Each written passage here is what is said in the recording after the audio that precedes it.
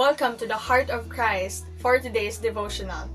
Today we are on our day 4 entitled Change Me. During this pandemic and quarantine season, we may have prayed to God that He will change the situation and return things to normal. There's nothing wrong with it. I prayed that too.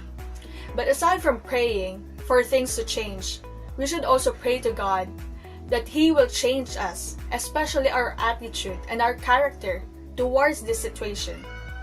How we see every circumstance and situation determines how we respond to it. How do we see this ECQ season? Does it only mean longer time to sleep, boring days, and how we wish it will end? Or we saw it as a time to bask more in God's presence, especially there's no morning rush and there's no assignments to make. A time to develop and hone your skills, and having an intentional family time.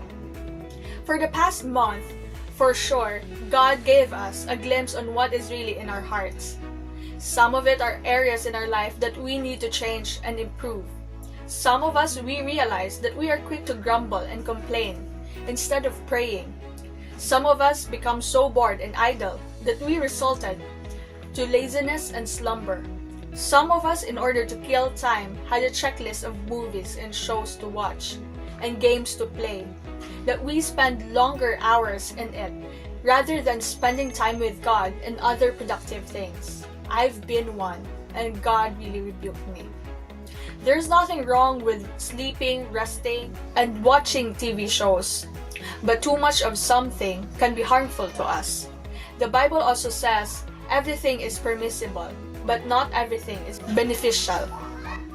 In Ephesians 4:22-24, it says, "You were taught with regard to your former way of life to put off your old self, which is being corrupted by its deceitful desires, to be made new in the attitude of your minds, and to put on the new self, created to be like God in true righteousness and holiness." God showed us our negative sides, or these things that we need to change, not to condemn us, but He wants us to live our old self and purify us, and He wants us to be more like Christ. In order to live a victorious life, we should have the mind of Christ so we can respond in every circumstances correctly. Having the will to change for the better is also a mark of being courageous. In IREF, we always say, if I change, everything changes. Are there areas in your life that you struggle with? Then ask God to change your perspective towards His perspective and walk with Him to overcome it. God bless you, church.